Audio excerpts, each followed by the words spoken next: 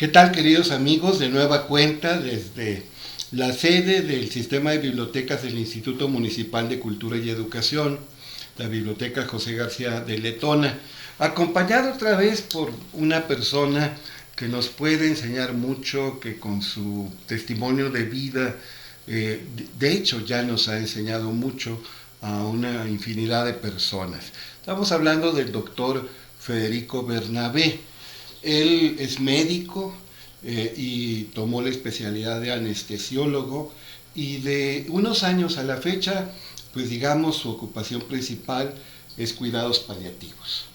Cuidados paliativos que tiene la hermosa misión de disminuir el dolor, de incrementar la dignidad de vida en pacientes terminales y no terminales. De hecho, el dolor no tenemos por qué estarlo soportando más allá de la información inicial que nos da y que de manera oportuna nos permite tomar providencias. Hay dolores crónicos y dolores terribles también de carácter agudo que no tenemos por qué soportarlos. ¿Cómo está el doctor Bernabé? Muy bien, muchas gracias. Un agradecimiento a ti, al Sistema Municipal de Bibliotecas por la oportunidad de poder hablar sobre un tema que para mí es muy interesante. La realidad es de que, como bien dices, durante los últimos años una de las áreas de mi práctica médica ha sido la atención al paciente con dolor crónico, y es algo que desafortunadamente a veces se va haciendo, vamos considerando que es natural que por la enfermedad, por el diagnóstico, los pacientes tengan que sufrir dolor. Quienes nos dedicamos a atender pacientes con dolor consideramos que siempre es importante intentar ayudar al paciente, que mejore su calidad de vida, que tenga una calidad de vida mejor, que sea autosuficiente, que se valga por sí mismo. Y bueno, a eso nos dedicamos, parte de nuestra actividad, de eso se trata. Sí, bueno, y todavía permea mucho una mentalidad religiosa fundamentalista que dice que el dolor redime, y quizá pueda ser cierto en algunos casos, en el sentido de que pues, nos hace más sensibles y luego más conscientes, pero quedarnos casados con el dolor per se, como que no. A mí me llama mucho la atención que la reina Victoria de Inglaterra, soberana de la Commonwealth, emperatriz de la India, que gobernó medio siglo, cuando nació su séptimo hijo, el príncipe Leopoldo, y siendo los dolores particularmente fuertes, exigió que le administraran anestesia.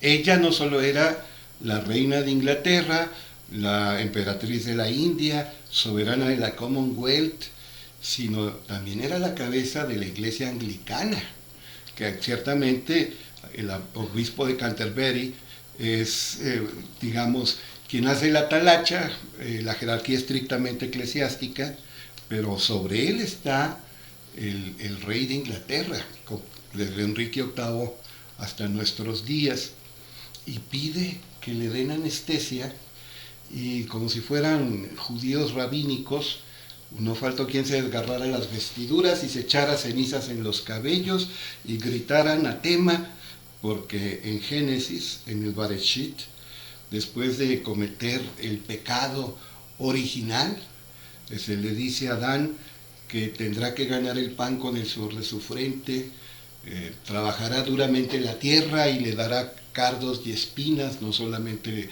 el alimento que procura, y la mujer parirá a los hijos con dolor. Y entonces la reina Victoria, cuando nace Leopoldo, el séptimo hijo, un niño por cierto con hemofilia, le administran anestesia. Pero ¿quién se iba a poner a las patadas con Sansón, el Sansón británico, que era la reina Victoria?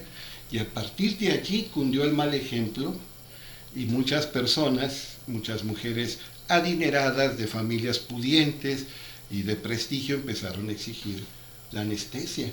Oiga, pero la anestesia es del siglo XIX, bueno, la anestesia sí, ya generalizada, yo sé que tiene milenios de practicarse en algunos lares, pero que se haya incorporado de manera directa, activa y de manera creciente a la práctica médica, pues es del siglo XIX para acá. Sí. Pero todavía hay gente que dice que hay que aguantar el dolor, ¿no? Sí, parece increíble, parece increíble. Yo creo que hay escuelas o hay temporadas o hay épocas en donde de repente para muchos grupos consideran que el sufrir, el padecer un dolor, los va a hacer merecedores de un paraíso, los va a hacer merecedores de llegar a un cielo, los va a hacer merecedores, a veces por sentimientos de culpa, a veces por ganarse un lugar, al momento de morir, etcétera. Y eso todavía hasta nuestros días parece increíble, y no solo en nuestro medio, sino incluso en países de primer mundo todavía se siguen como generando esa cultura de sufrimiento, de tener dolor. Lo de partos con dolor todavía se ven en muchas partes del mundo, y parece increíble porque tenemos las herramientas, los medios, las técnicas anestésicas para que la gran mayoría de las mujeres no pase esto. También sabemos que, por ejemplo, en nuestro medio, en nuestro México lindo y querido, pues obviamente no existen los recursos suficientes para que todas las mujeres que tienen a sus hijos puedan tener una atención en donde el dolor se pueda eliminar, bloquear o cuando menos disminuir. Desafortunadamente no hay los recursos, y tenemos un país que es muy rico, pero también es muy pobre, y entonces los recursos no alcanzan. Pero yo creo que siempre que sea posible, lo ideal es que, hablando específicamente de dolor de parto, lo ideal sería que las mujeres no sufrieran por este proceso, que puede ser muy padre, pero es terrible ver a una mujer que tiene horas de trabajo de parto, sí, que se la pasa gritando, que está jadeando, que está sudorosa, que está sufriendo. Claro.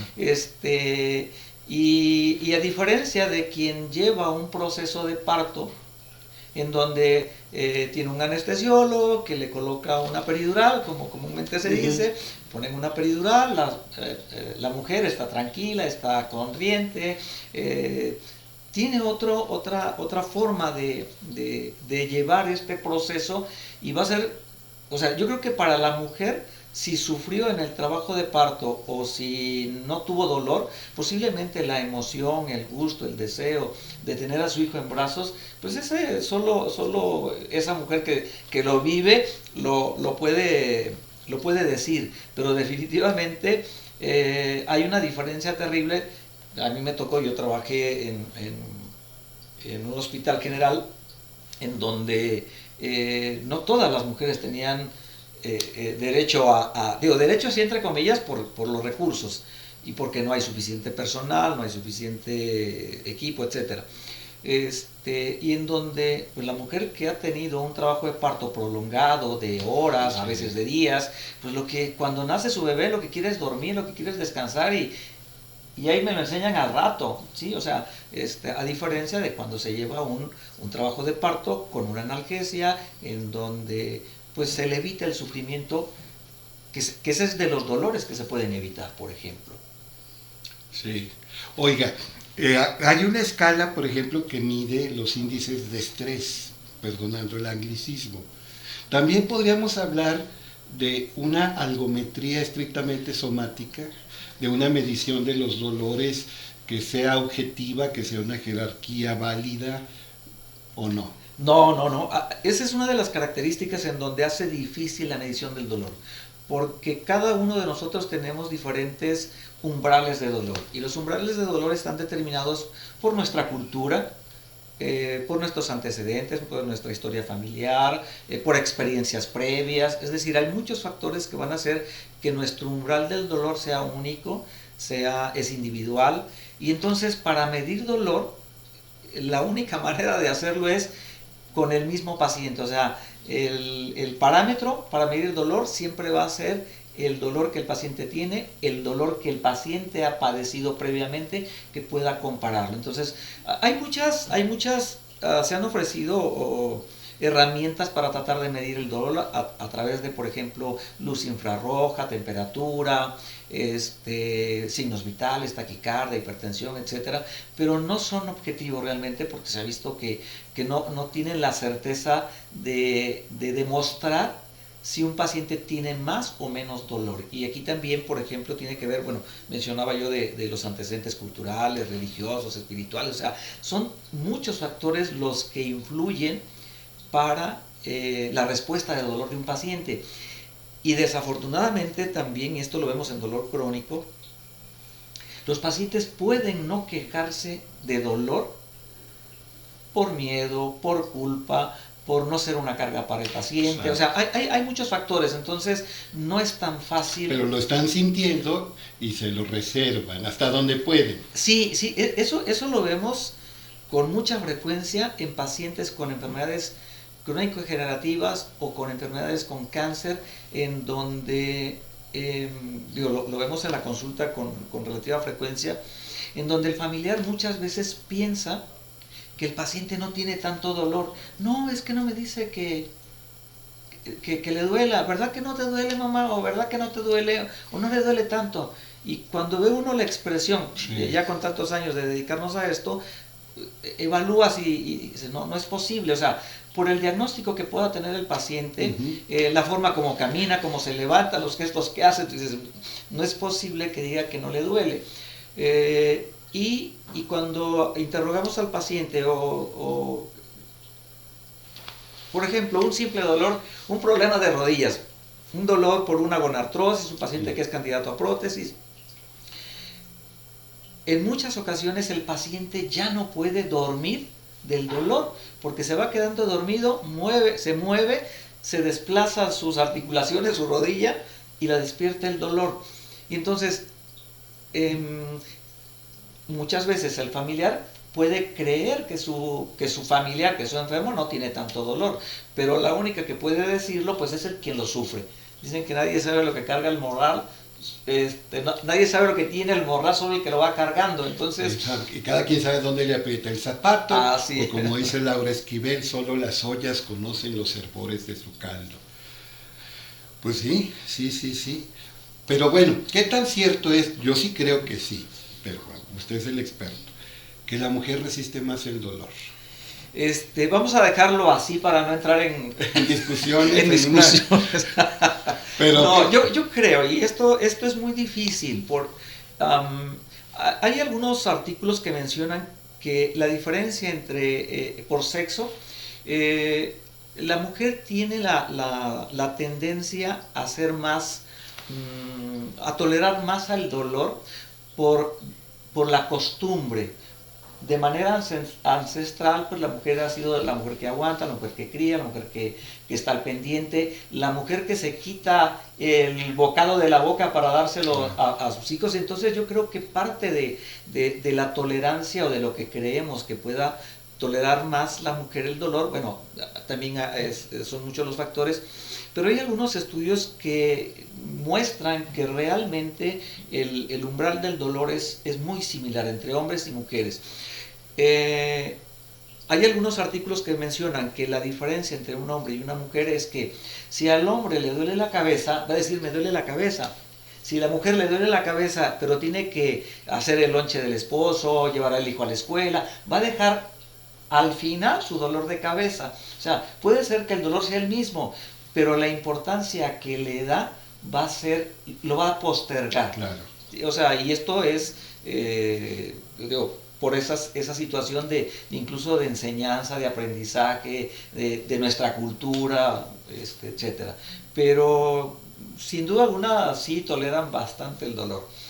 Hay algunos dolores que, por ejemplo, y en eso se basan algunos estudios, en donde, por ejemplo, un cólico renal al hombre y a la mujer le van a doler igual. O sea, porque es algo que un dolor de parto, pues los hombres no vamos a tener jamás un parto, entonces no se puede comparar. Oiga, pero si lo tuviéramos de manera alterna, hay quien dice que si la mujer empieza, o sea, nace un niño, luego sigue el varón, nace el segundo niño, pueden nacer hasta 3 niños, pero ya el cuarto ya no, que porque el hombre de inmediato evitaría esa experiencia tan dolorosa.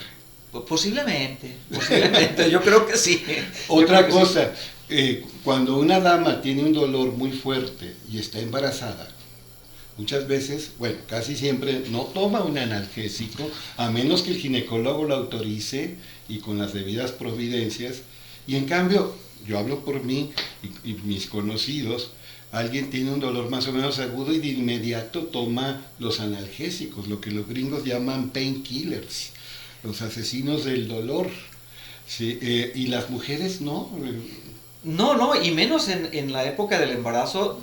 Tenemos que recordar que sobre todo en los primeros 3 meses del embarazo, en donde se está gestando el estado embrionario, el uso de medicamentos puede generarle alguna situación de teratogénesis, sí, deformidad congénita, etcétera, y entonces pues evitan, y de hecho no están, siempre se tiene que poner en la balanza el riesgo-beneficio, aunque hay algunos medicamentos que de antemano se sabe que generalmente no van a causar problemas, pero se queda así como, bueno, bajo su riesgo si quiere tomarlo, y entonces en esas circunstancias siempre van a tratar de evitarse medicamentos de cualquier índole, y analgésicos mucho mayor, ¿va? Entonces se va a aguantar su dolor y bueno, nosotros afortunadamente pues no vamos a enfrentarnos a esa situación en ningún momento, pero sí, definitivamente sí son más aguantadoras, sí son más tolerantes,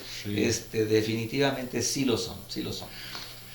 Recuerdo que en los años 70 estaba de moda la talidomida porque era un analgésico muy poderoso, pero luego empezaron a nacer bebés con abraquia, sin brazos. Sí. Y es que no se conocían los efectos secundarios que por lo menos en algunas personas se manifestaban por tomar la famosa talidomida.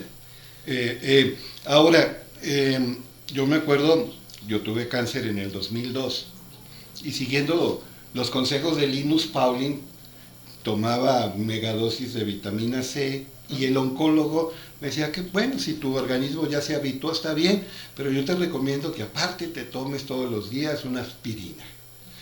Y revisando la literatura, pues hay muchas también, ¿cómo se dice?, opiniones en contra de tomar de manera diaria, sistemática, una aspirina, no solo por el posible sangrado, por otros factores, aunque claro que tiene pues sus efectos positivos. Oiga, pero pues no hay opiniones definitivas, ¿no? Ni en matemáticas, ni en física. En medicina yo creo que menos. Sin duda alguna, no hay. En medicina dicen que 2 más 2 no son 4, y yo creo que es cierto. El fin de semana platicábamos con en una reunión con unas ingenieras, y entonces pues ellas son fanáticas de los números, ¿verdad? Y mencionábamos que bueno, en medicina, por todos estos factores que mencionaba, nunca va a ser igual la respuesta de un paciente a otro. Y por ejemplo, y ahorita retomando lo de la aspirina o lo de la vitamina C, y algunos otros fármacos, y lo vimos ahora incluso en pandemia, en pandemia COVID, en donde de repente cada quien, hubo esquemas para manejo de COVID, y también hubo esquemas desde tés y té de guayabo, y curcumina, y cómo se vitamina C, el ibuprofeno, y que era mejor el paracetamol, sí, y cosas por el estilo. Y la realidad, o sea, yo como médico tengo que respetar el pensamiento médico, pero también, al menos en mi área, los pacientes que llegan conmigo por dolor, que ya fueron con diferentes charlatanes, perdón, médicos alternativos. Médicos complementarios, alternativos. Lo más importante es que tenga resultados, no importa el manejo que reciba. Pero puede ser efecto placebo, ¿no, doctor? Puede ser efecto placebo, pero en un momento dado todo puede ser efecto placebo. Entonces, pues es difícil, ¿no? Es, por ejemplo, cuando yo un paciente que llega conmigo y me dice, no doctor, yo nada más quiero que me quite el dolor. Y le digo, ah caray, ¿y ya fue con su internista para que le quite la hipertensión? ¿Ya fue con el internista, o bueno, con su especialista, para que le quite la diabetes? No, pues es que esa no se puede quitar. Bueno, el dolor tampoco, ¿sí? Se trata, es una enfermedad que se trata. Y entonces en los tratamientos hay infinidad de tratamientos que pueden ser útiles al paciente. Algunos pueden funcionar como efecto placebo, pero en dolor lo importante es el resultado, como en muchas otras enfermedades. Por ejemplo, lo de la vitamina C, que el oncólogo, yo creo que va a ser muy difícil que un oncólogo le recomiende a su paciente que le apliquen 15 gramos de vitamina C, son megadosis, pero en algunas otras áreas de medicina complementaria se utilizan megadosis de vitamina C, y entonces si al final el resultado es que al paciente le va bien, lo más importante es que le funcione algo. Y hablando por ejemplo, de manejos de medicina alternativa, de medicina complementaria, por ejemplo, en pacientes con cáncer o con cualquier otra enfermedad, siga tratamiento convencional. Eso. Siga su tratamiento convencional. Esto es algo que es muy importante. Si el oncólogo le dice, usted lleve su tratamiento, sus sesiones de quimioterapia, radioterapia, etcétera, Y opérese si es necesario. y sí, o sea, todo el tratamiento convencional que requiera a tiempo, en su momento, porque le puede salvar la vida, lo puede curar. Si junto con eso usted quiere llevar algún otro tratamiento, aceite de víbora de cascabel. Yo creo que el escosul, que sigue siendo muy famoso en nuestro medio, el veneno del escorpión azul, que lo traen directamente desde... No, y recientemente para otra cosa el dióxido de cloro. Sí, o sea, hay muchos tratamientos de ese tipo. Lo más importante es el resultado. Lo más importante es el resultado, porque yo creo que como médicos difícilmente le vamos a poder decir a un paciente, yo sí lo voy a curar de su enfermedad. O sea, y esto es terrible. Y bueno, se me vienen a la memoria algunos eventos que me ha tocado vivir en el consultorio, en donde, por ejemplo, no hace mucho una paciente me decía, doctor, hace menos de 6 meses toqué la campana ahí en nuestro hospital. No sé si te tocó o es una moda nueva aquí en nuestro país, ya se hace desde hace mucho tiempo en algunos otros lugares, que yo la verdad no la entiendo. Yo no la entiendo por estas situaciones que se dan, en donde terminan su tratamiento de quimioterapia y les dice, ya está curado del cáncer. Suena la campana y todo para que todo el mundo se entere de que es un paciente que se salvó. Y entonces 6 meses después, o menos de 6 meses después, llega una paciente a mi consulta y me dice, doctor, pero así, con un sufrimiento terrible, enojada, frustrada, claro, con toda la tristeza, desesperación, enojo, de decir, ¿cómo? Si me dijeron que ya estaba curada, doctor, si yo toqué la campana, y ahora resulta que regreso a mi control y estoy invadida. Y ya estoy invadida y ya no me voy a curar. Y entonces por eso creo yo que como médicos tenemos que ser muy cautos. Tenemos que obviamente debemos de generar esperanza, fe, y en base a nuestra experiencia y a las condiciones del paciente, ¿cómo se llama? Al momento del diagnóstico, porque eso es muy importante. O sea, un diagnóstico que se hace a tiempo puede llevar a que el paciente se cure. O sea, un cáncer, y hablando de cáncer, un cáncer de seno, que es uno de los cánceres más frecuentes en las mujeres de nuestro país, bueno, ya a nivel mundial, es posiblemente la principal causa de cáncer en las mujeres en edad reproductiva, o en edad productiva incluso. Si se diagnostica a tiempo, sí. Es más, muchas veces ni siquiera llegan a la mutilación del seno completo, ¿va? Hacen una biopsia, hacen una cuadrantectomía y la paciente se va a curar y a lo mejor ni siquiera va a necesitar ni quimioterapia ni radioterapia y le va a ir muy bien. Entonces el momento del diagnóstico es muy importante y la prevención, yo creo que es dentro de la medicina, eso es lo más importante. Pero cuando ya un paciente tiene una enfermedad que ya está establecida, que puede estar avanzada, como médicos tenemos que ser muy cautos en el sentido de qué le podemos generar al paciente en cuanto a expectativas, esperanza, etc. Y por ejemplo, dicen que nuestros vecinos del norte, ellos no se andan por las ramas. Dice, bueno, usted tiene un cáncer que está en esta etapa, que está en esta condición y que existe tanto porcentaje de que le vaya bien. ¿Sí? No van a generar falsas expectativas. O sea, el paciente se puede curar, pero también existe un porcentaje en donde tiene mucho riesgo de que en vez de curarse, a lo mejor va a necesitar un tratamiento paliativo.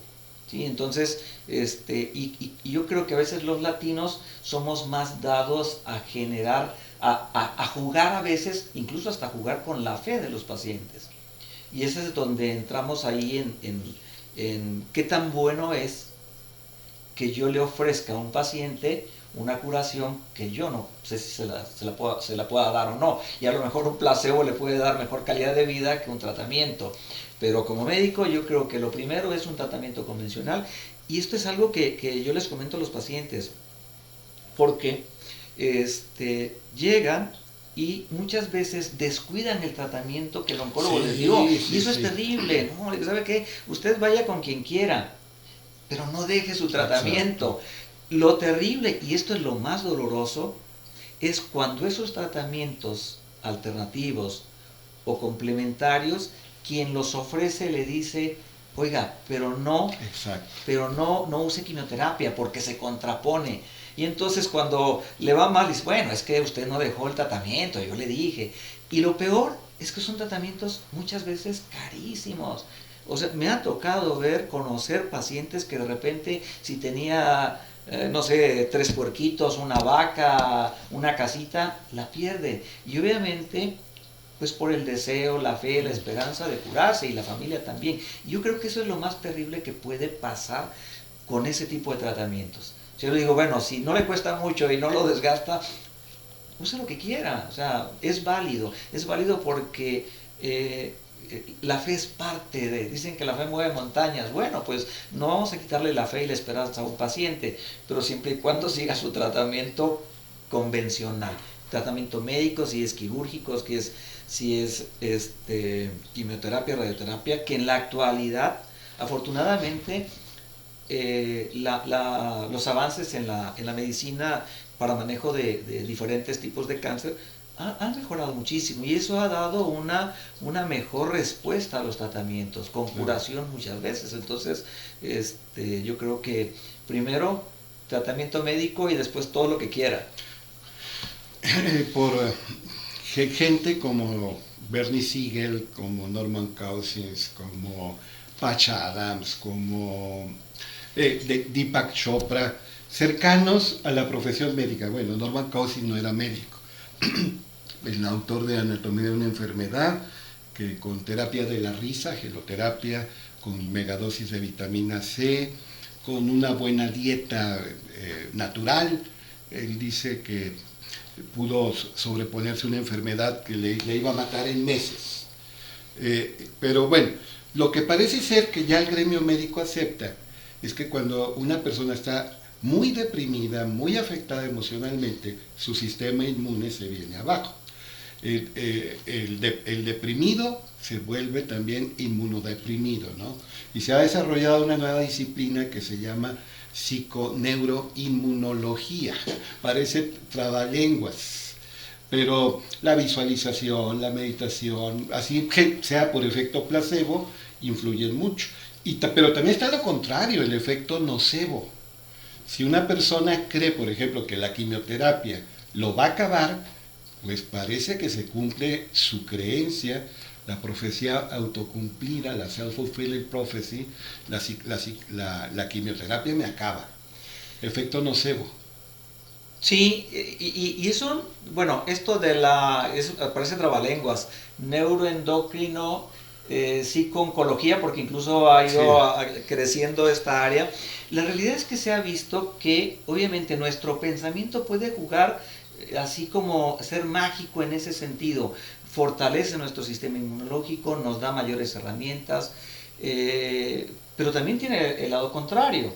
Y esto que mencionas nos ha tocado conocer pacientes que alguna vez algún médico, bueno, viendo las condiciones, y por eso no es bueno hablar de expectativas de vida ni poner plazos. plazos, porque si a alguien le dijeron, bueno, tiene 6 meses o 3 años, hay pacientes que se han muerto bien, pero les dijeron que ya les tocaba y se van para abajo y se mueren. Entonces, el sistema inmunológico, yo creo que existen muchas cosas que todavía desconocemos. O sea, nuestra mente, nuestro proceso de pensamiento es muy poderoso.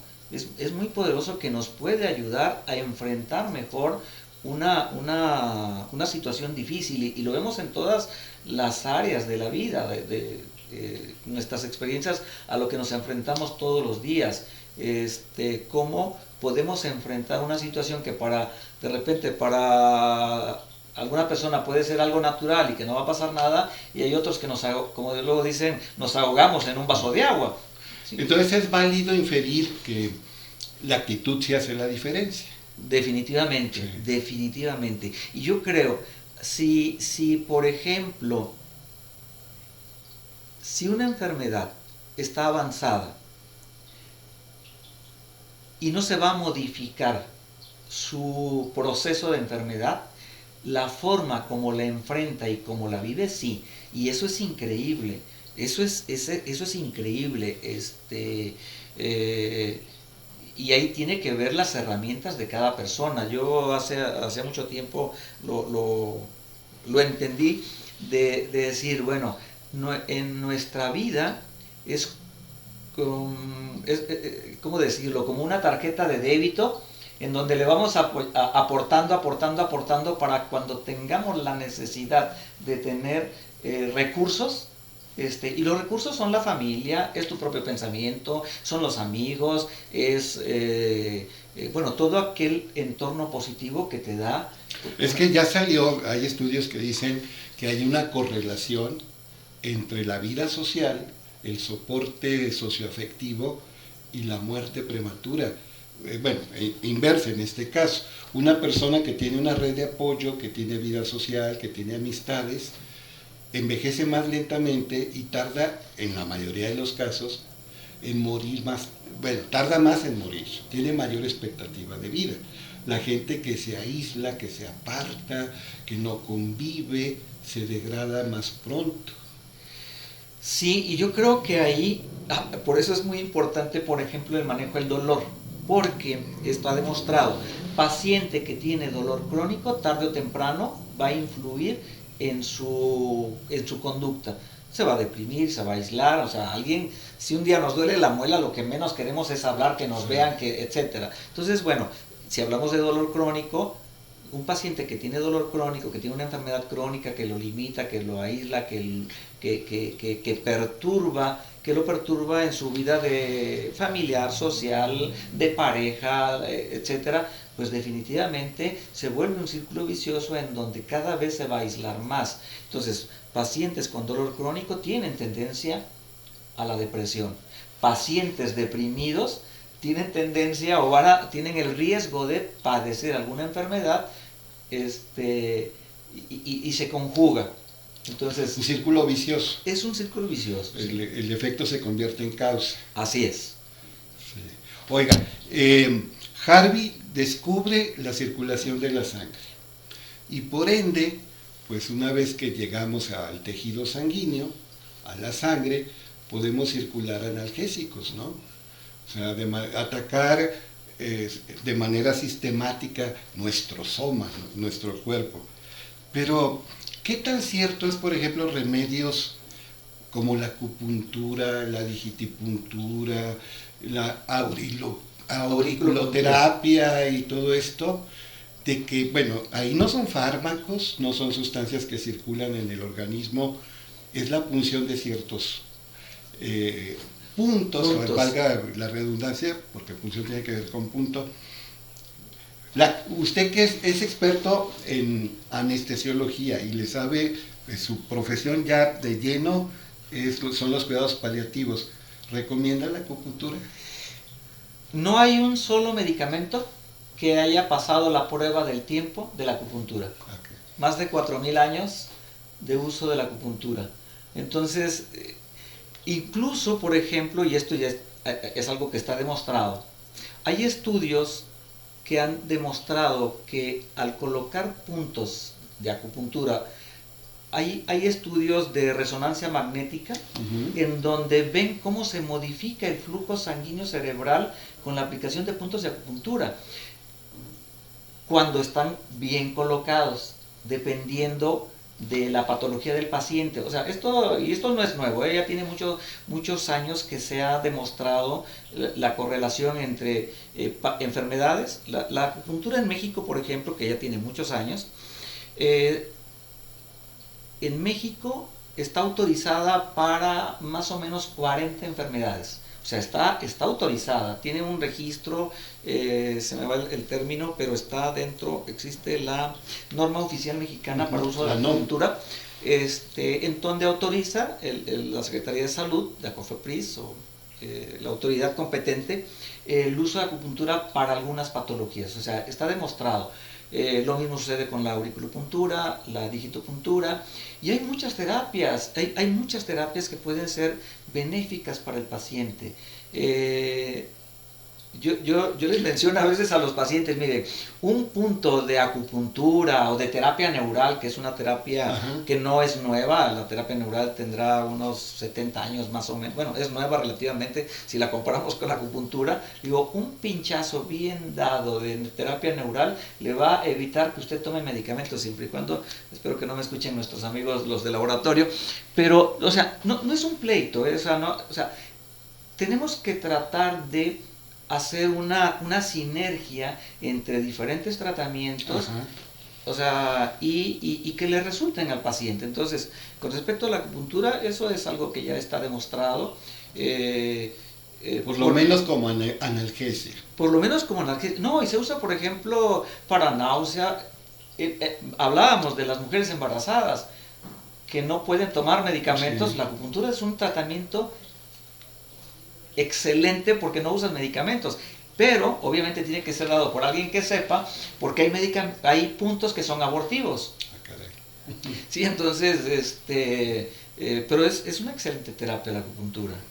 Entonces, bueno, en teología se habla del efecto Gamaliel. ¿Quién era Gamaliel? El maestro de San Pablo, que decía, tengan cuidado, si esto es de Dios, va a resistir el tiempo, el paso del tiempo. El paso del tiempo es el tamiz que determina la duración.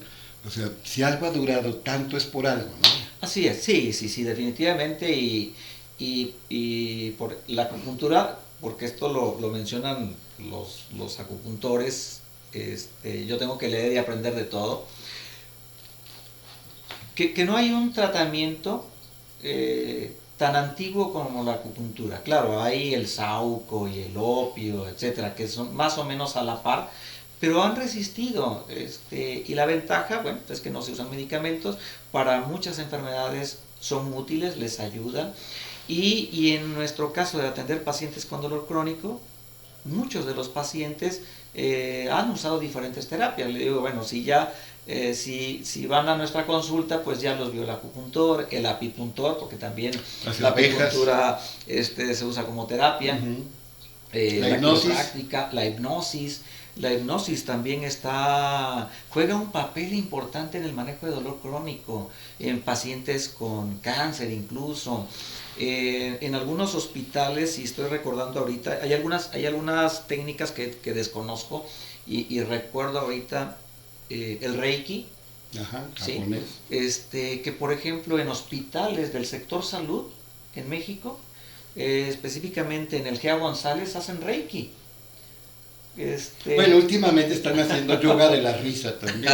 Sí, entonces, yo creo que eso también nos habla de lo difícil que es manejar el paciente que tiene dolor, porque no solo es dar medicamentos, o sea, el paciente tiene muchas necesidades, mucho sufrimiento, algo que mencionábamos la semana pasada del sufrimiento del dolor total o el sufrimiento total.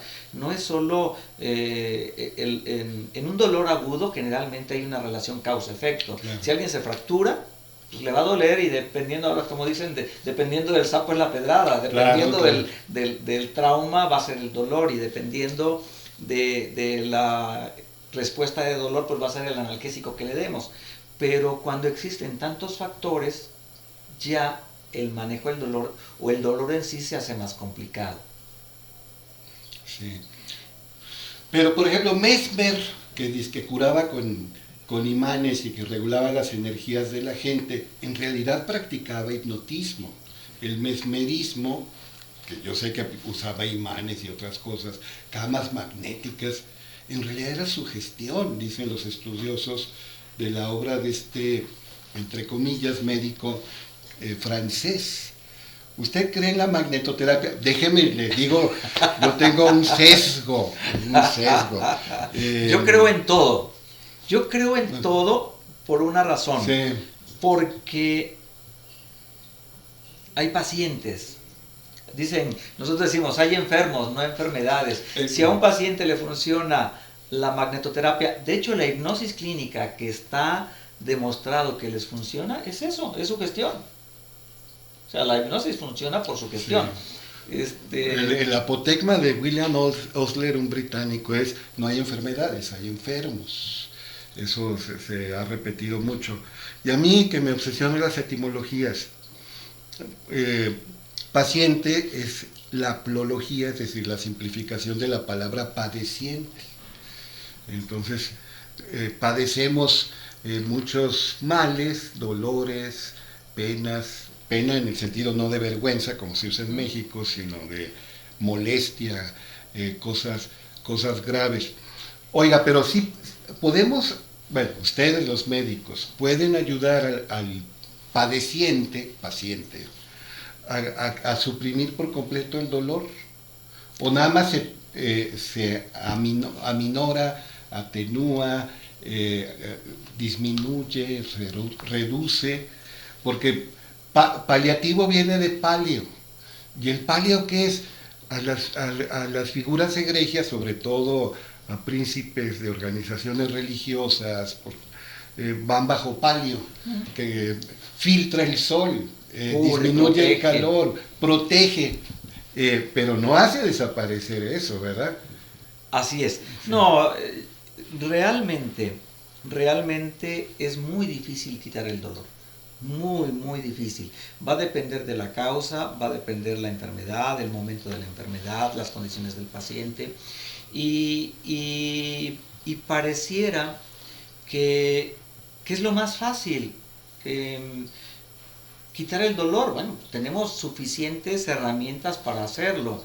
En nuestra área de trabajo podemos hacer desde medicamentos tomados, inyectados, por vía subcutánea, por un catéter peridural, o hacer procedimientos de lesiones nerviosas. Sin embargo, no siempre vamos a poder quitar el dolor al 100%, y eso es terrible. Pero lo más importante, yo creo, es entender el proceso que el paciente está viviendo y tratar de ayudarle. Lo peor que podemos hacer es creer que el paciente tiene que vivir así, que no podemos hacer nada. Y recuerdo un paciente que me llegó hace algún tiempo, que él tenía fumó toda su vida y suficiente. Y entonces hizo un problema de insuficiencia arterial, se le taparon sus arterias de las piernas. El tratamiento que le ofrecieron sus cirujanos fue amputación. No tenemos otra más que amputarle. Y era un dolor terrible. Berreaba del dolor. Llevaba semanas berreando del dolor. Ningún analgésico se lo podía quitar. Pero ya le habían quitado las No. piernas. No, porque él dijo, yo me muero enterito. Porque también existe el dolor del miembro ausente. Sí, claro. Sí. Claro. Gente No, que le duele una pierna que ya le amputaron. así es, que también es real. Parece absurdo, ¿verdad? Pero también es real el dolor del miembro fantasma.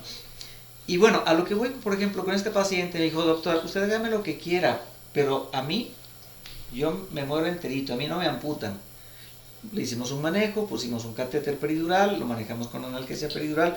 Su enfermedad fue progresando. Y casualmente la semana pasada hablé con su hija y me decía, oiga doctor, ¿se acuerda que usted iba y tomaba café con mi papá? Porque iba y lo visitaba y entonces alguna de las veces llegué a visitarlo, estaba tomando un café para el doctor, ¿cómo se lo toma? Sí, me lo tomo, ¿cómo no? Pero no le quité el dolor completamente, mejoró de su dolor, en su cumpleaños tuvo mariachi, carne asada, etcétera, aún con dolor progresó su enfermedad, falleció por consecuencias de su enfermedad, con un control, digamos, bueno de su dolor, pero no logré quitárselo al 100%, y muchas veces así sucede.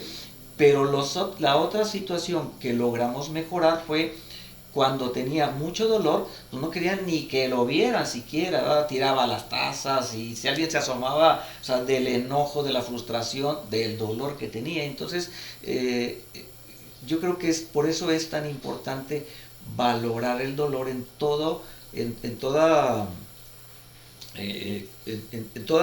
las condicionantes que pueda tener un paciente. Entonces, oiga doctor, que ya no fume, no, déjelo que fume, o sea, ya no va a modificar su enfermedad. ¿Puedo seguir fumando? Sí, pues sí, puede seguir fumando, ya no va a cambiar el pronóstico ni la expectativa. Entonces, pues sí, tratar dolor, decir, como especialista en dolor, ¿puedo quitar el dolor al 100%? No es cierto.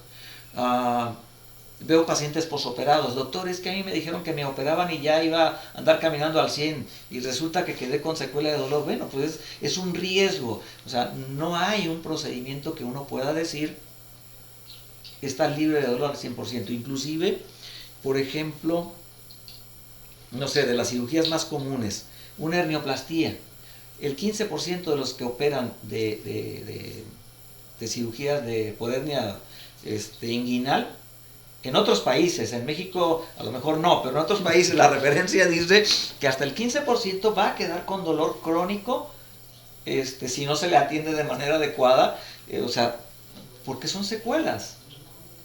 Entonces, decir, ¿hay una varita mágica que va a quitar el dolor? No. ¿Hay la morfina mágica que va a quitar el dolor? No. ¿Hay medicamentos más fuertes que la morfina? Sí. Que en la actualidad tenemos un desabasto terrible desde hace como unos 3 años más o menos, en donde pobres pacientes, la realidad es que es terrible, porque no hay con qué tratarlos. Esa es la realidad. Hace algunos 4 o 5 años yo me jactaba de decirle a los pacientes, mire, ahorita estamos igual que allá, que nuestros vecinos del norte. El medicamento que ellos tienen, aquí también lo tenemos. No, ya no tenemos. No sé qué pasó, pero desde hace como unos 3 años. Yo no opino porque mis amigos partidarios de cierto partido se enojan. No, yo no estoy hablando de política. Yo sí. Pero circunstancialmente, y esto lo vemos como en los diferentes grupos en los que estoy, de asociaciones de dolor, es una queja común de decir, no tenemos con qué trabajar. Y esa es la realidad, porque al final de cuentas, quien da la cara con el paciente, pues es uno. ¿Y ahora qué le doy? No hay. Tengo que hablar a farmacia. Oiga, ¿ya tienen? No. ¿Monterrey tendrá? Pues a lo mejor sí. Pues vayas a Monterrey y a ver si allá le surten la receta. Es terrible. Sí. Y yo sé lo feo que se siente. Yo le había platicado a usted y a Betty que mi padre, que afortunadamente él tenía medios, fue gerente de banco, fue un profesionista cuando los empleados estaban mejor pagados, pues tuvo un cáncer y una agonía terrible. Teníamos la receta, teníamos el dinero para comprar el medicamento, pero pues no había. O también fuera de horario, un horario muy restringido, no te lo vendían. en fin, es muy difícil. Y teniendo el dinero y teniendo la receta, hay mucha gente que no tiene ninguna de esas cosas. Sí. Entonces, y tiene que estar experimentando un dolor terrible. Bueno, pero aquí el doctor Federico Bernabé es anestesiólogo, es médico, cirujano y partero, con especialidad en anestesiología. Con el paso del tiempo, todavía, claro, ejerciendo propiamente eso, se ha especializado en cuidados paliativos y junto con su esposa fundó ALATAC, Asociación Lagunera de Tanatología. Yo me siento orgulloso de haber sido graduado de la primera generación del diplomado de tanatología. Eh, eh, ¿Por qué le dio por la tanatología? Yo creo que, bueno, siempre lo he considerado, la tanatología es la parte teórica, los cuidados paliativos es la parte práctica, van de la mano. Uh-huh. Cuando empecé a atender pacientes terminales, pacientes muy enfermos, cuando entendí que el proceso de la esperanza, de la fe, del sufrimiento, de algo que se llama sufrimiento total, que no está que no es una relación causa-efecto de lo que mencionábamos, tiene un cáncer de mama, pues duele aquí. No, o sea, pierde la figura, hay mutilación, quimioterapia, se le cae el pelo, o incluso hasta una histerectomía, que es un procedimiento, digo, no necesariamente es por cáncer. La histerectomía posiblemente sea una de las cirugías más frecuentes en las mujeres. Empiezan a tener sangrados, hacen tumoraciones benignas y extraen la matriz. Uh-huh. Y entonces, para muchas mujeres, eso representa un golpe muy duro en su esencia de mujer, en su feminidad. Y bueno, si hablamos de senos, pues todavía aún más. Pero hablo, por ejemplo, de una histerectomía en donde es un órgano interno que no nos vamos a dar cuenta y que nadie se va a enterar muchas veces, pero influye mucho en la conducta que puede tener la paciente con esa pérdida. Y entonces, en la medida que entendimos que el dolor, que la enfermedad es algo más que un órgano, que representa el sufrimiento, las expectativas, cómo se modifican, el sufrimiento personal, el dejar de ser mamá, esposa, compañera, etc., nos hizo ver que la tanatología era muy importante para entender el proceso que cada paciente vive. Saber, por ejemplo, que un jefe de familia que de repente ya no está trabajando, que si antes nada más sus chicharrones tronaban, ahora resulta que lo tienen en un rincón, que ya no toma decisiones, que ya no le permiten la toma de decisiones o el actuar, o que incluso empieza a depender. Hay personas, hombres y mujeres, que con lágrimas en los ojos dicen: doctor, no es posible, no me puedo ni vestir, no me puedo poner un calzón, eso no es válido, no es justo, no se vale. O algún otro paciente que me decía que tenía un sarcoma, tumores en la piel, en músculo, con secreciones, uh-huh, y un olor terrible, y me decía: doctor, no sé cómo le hace porque no le veo ninguna expresión, pero cuando alguien entra a donde yo estoy, lo primero que veo es su cara, porque yo sé que huelo a perro muerto de hace 8 días. Y bueno, es algo a lo que nos preparamos, y la realidad, ese es un sufrimiento para el paciente. ¿Sí? Entonces, ¿qué hace la tanatología? Bueno, parte cuando perdemos salud, pues empezamos con un proceso de duelo. O sea, y entonces se conjuga la tanatología, que a mí me sirve para entender el proceso y tratar de ayudar mejor a mis pacientes. Entonces, la tanatología así lo considero, como la parte teórica, saber por qué ocurre, y en la parte práctica enseñarle al paciente y a la familia qué podemos hacer para que su calidad de vida sea mejor, para que tenga una vida digna lo mejor posible, que sea autónomo, que sea suficiente, que entienda su proceso. Y esto es importante porque en la actualidad, y ya desde hace mucho tiempo, por ejemplo, los programas de cuidados paliativos dicen, en un proceso de enfermedad o de salud de enfermedad, lo ideal es, como todo, es primero la prevención. Vamos a tratar de evitar una enfermedad a través de programas de prevención. Cuando ya se da la enfermedad, pues lo que sigue es hacer un tratamiento curativo, ¿sí? O sea, enfocar todas las baterías para curar la enfermedad. Al mismo tiempo, y esto es lo más importante porque todavía los cuidados paliativos, para mucha gente, incluyendo profesionales de la salud, creen que los cuidados paliativos son para el último momento de la vida. Y la realidad es que lo ideal es que en el momento que se hace un diagnóstico, como un cáncer o alguna otra enfermedad en donde ya no se va a curar, lo ideal es que el paciente lo derivaran a un especialista en cuidados paliativos o a un servicio de cuidados paliativos. Y en cuidados paliativos, en la actualidad, no solo es el manejo de síntomas físicos, espirituales, sociales, sino también ir manejando el proceso de duelo, porque cuando tenemos una persona enferma, pues o sea, quien pierde la pérdida de la salud, el duelo por pérdida de la salud es el paciente, pero al mismo tiempo ese duelo lo está viviendo la familia. Y entonces... Y el desgaste en los cuidadores. Claro, eso es importante. Y eso es una de las cosas que hacemos en cuidados paliativos, desde la educación, la enseñanza al familiar, cómo tiene que cuidarse, cómo tiene que protegerse, cómo tiene que mejorar su interior para poder cuidar mejor a su paciente. Y entonces es todo un proceso. Desde cuidados paliativos debería iniciar cuando tenemos un diagnóstico de un cáncer. Si el paciente progresa y se cura, a lo mejor los cuidados paliativos no los va a necesitar como tal, ¿sí? A lo mejor va a ser solo de soporte para manejo de síntomas, que obviamente pues el oncólogo lo hace. Pero si la enfermedad progresa, los cuidados paliativos van teniendo cada vez un mayor protagonismo, porque el paciente posiblemente ya no se vaya a curar, ya no se vaya a recuperar, se va a ir deteriorando, y entonces tenemos que dar una mejor atención a ese paciente.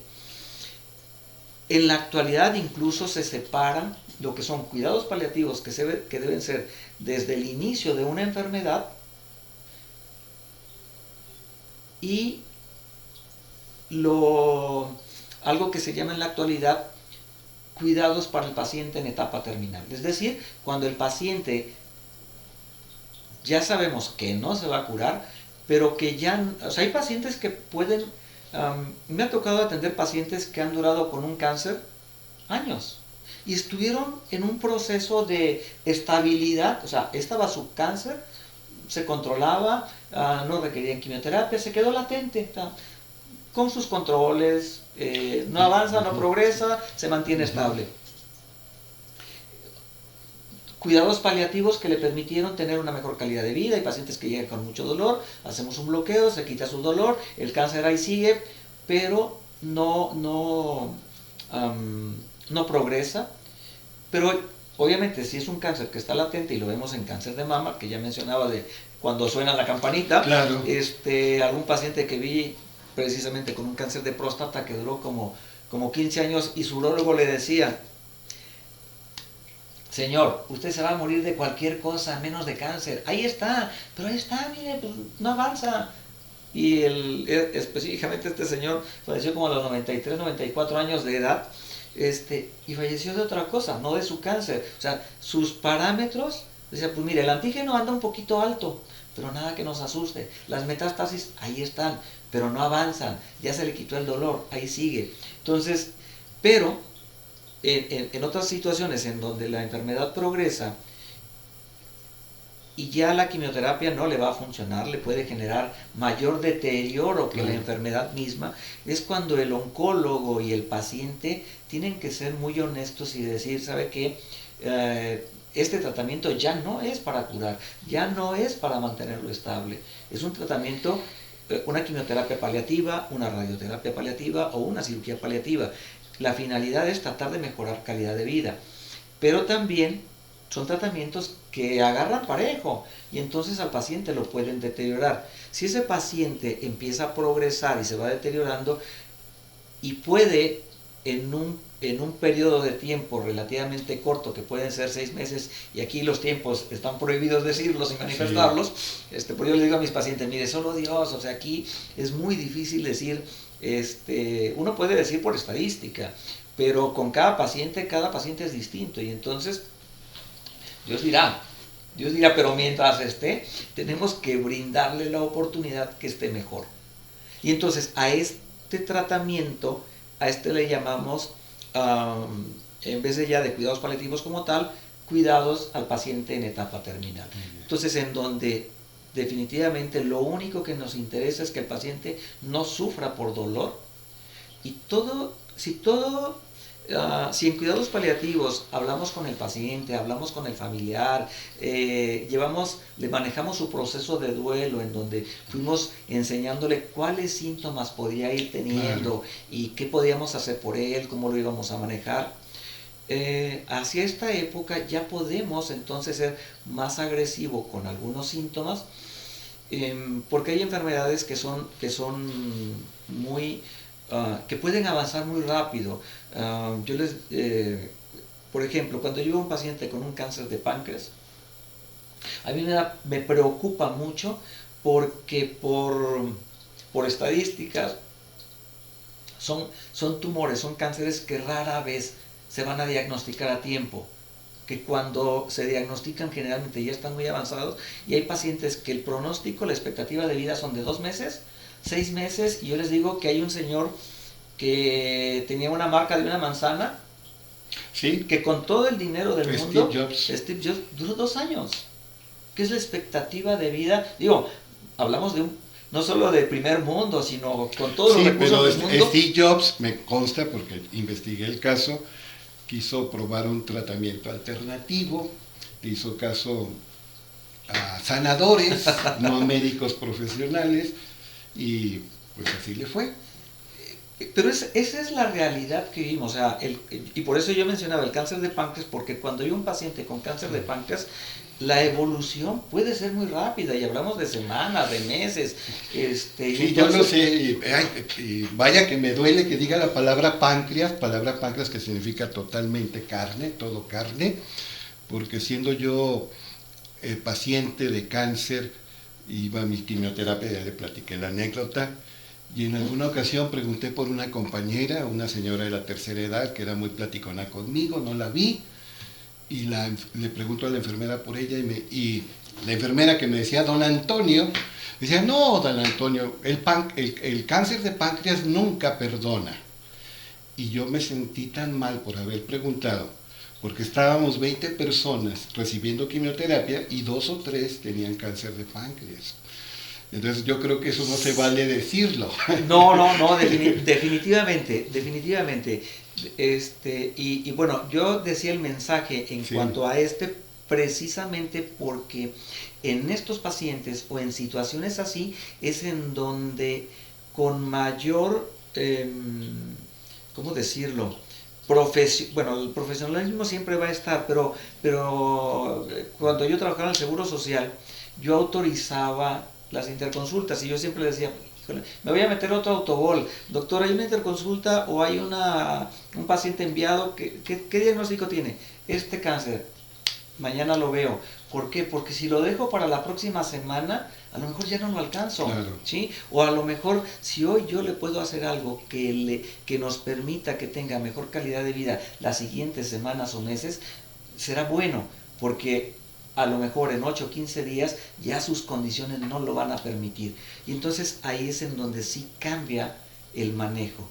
Y por eso al inicio decía, bueno, un cáncer de seno que se diagnostica a tiempo, que se trata a tiempo, pues al paciente le va a ir bien, y a lo mejor jamás va a llegar a un servicio de cuidados paliativos, ¿sí?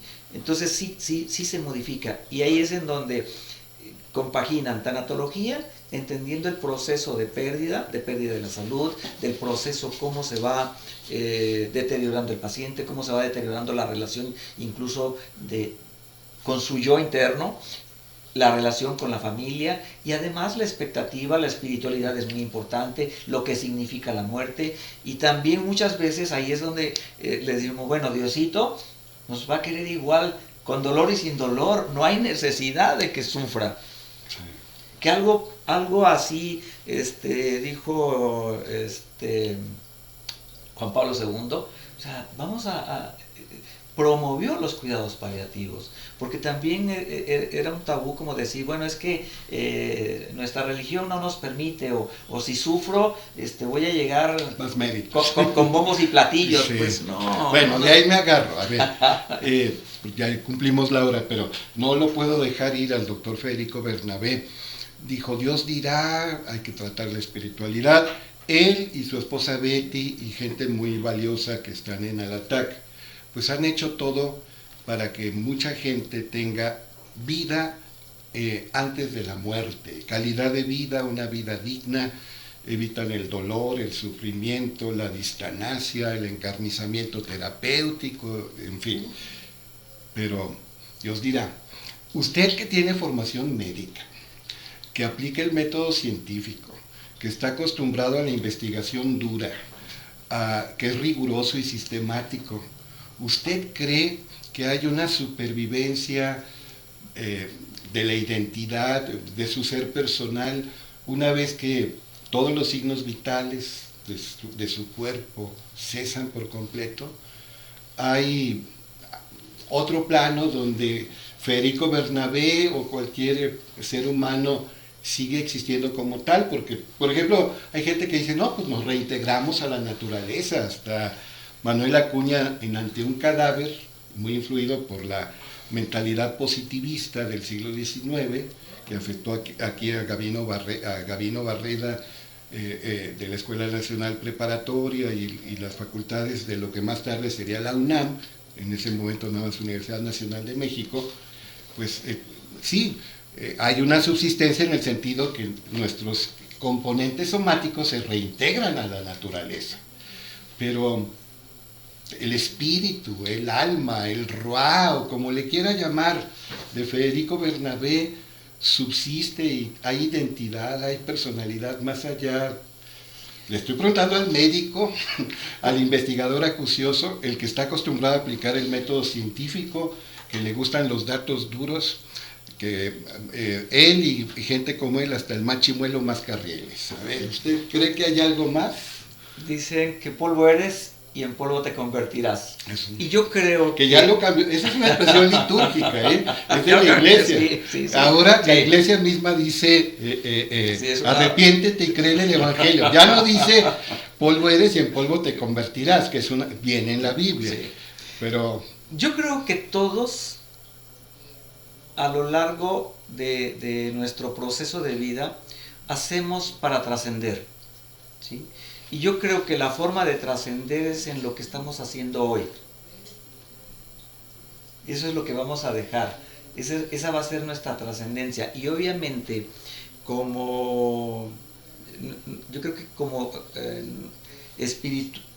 nuestra parte espiritual tiene algo en lo cual quisiéramos trascender a un plano mayor. Yo no sé si lo alcancemos o no, pero mi compromiso es lo que yo pueda hacer el día de hoy por mí mismo, aquí y ahora. Uh-huh. Nada más. Si hay un ser supremo que dice, no, está reprobado, bueno, eso ya no me va a corresponder a mí.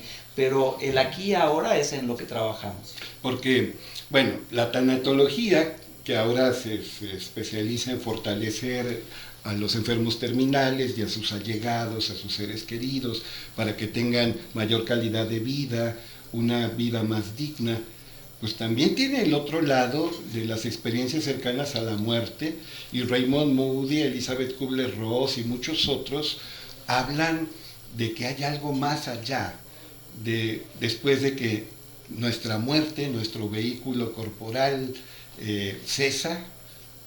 De alguna manera Federico Bernabé, hay algo de él que subsiste y no solo pervive en el recuerdo, en su efecto positivo, en su historia o trayectoria, sino sigue existiendo algo de Federico Bernabé. ¿Usted cree eso? Creo que Brian Weiss decía algo así. Sí, sí.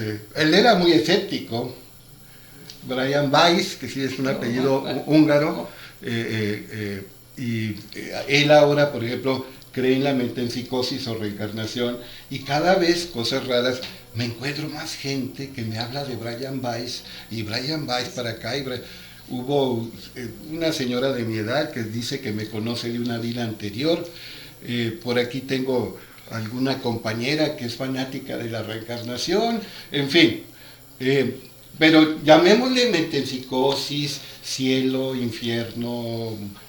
¿Habrá una subsistencia personal con identidad más allá de este plano? Es una respuesta muy difícil, muy difícil, muy difícil. Tendría que considerarla.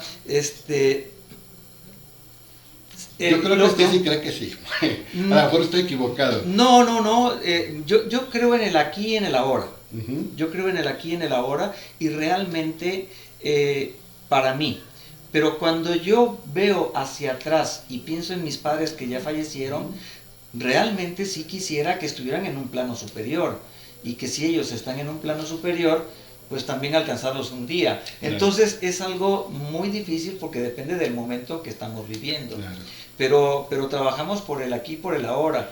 Y si en el aquí y en el ahora nos ganamos un lugar en otro espacio, pues qué bueno. Dicho en palabras bíblicas, busca primero el reino de Dios y su justicia, y lo demás se dará por añadidura. Traducción, aquí y ahora, y lo demás se dará por añadidura. O sea, pero sí, el presente es el presente, ¿verdad? Y hay que aplicarnos plenamente aquí. Y en eso coincide tanto Oriente como Occidente, ¿eh? Al Siddhartha Gautama, el Buda histórico más famoso, le decía, mi tarea es combatir el sufrimiento en este plano, y cada quien descubrirá lo que hay más allá. Pues muy bien. Pues siempre es un deleite hablar con quien sabe, y hace rato me dijo que nació en el 61. Es un chiquillo, yo nací en el 60, así que soy mayor de edad, que no de conocimiento, ni de experiencia, ni de evolución. Mis respetos al doctor Federico, a Betty, a tanta gente valiosa que está haciendo un trabajo hermoso en beneficio de una gran cantidad de personas. Entonces, aquí y ahora, en este presente que es nuestro presente, muchas gracias, doctor. Muchas gracias, y a nombre del ataque al mío propio, pues, gracias realmente por la oportunidad de permitirnos llegar y hablar de estos temas que a veces no son necesariamente médicos, porque la medicina es así, o sea, hay una parte humana, y esa es una de las características de los cuidados paliativos. Se le considera la parte más humana de la medicina. ¿Por qué? Porque los paliativistas no vamos a decirle al familiar, lo salvamos. Los paliativistas podemos decir, logramos que nuestro paciente, mientras se pudo, tuviera calidad de vida, que tuviera una muerte digna, que entendiera su proceso, que muriera en paz, tranquilo y sin sufrimiento, apoyado obviamente en todas las manejos médicos, farmacológicos, claro, espirituales, el apoyo tanatológico, etc. Entonces es un todo que es parte de nuestro trabajo. Muchas gracias. Bueno, como el médico sirio fenicio que se le atribuyen 2 libros de la Biblia, el Evangelio según San Lucas y los Hechos de los Apóstoles, pues aquí hay un médico de cuerpos y almas. Un placer, doctor, hasta muy pronto, porque no lo voy a dejar en paz y le voy a hacer preguntas incómodas y se nos va a decidir. Hasta pronto. Gracias.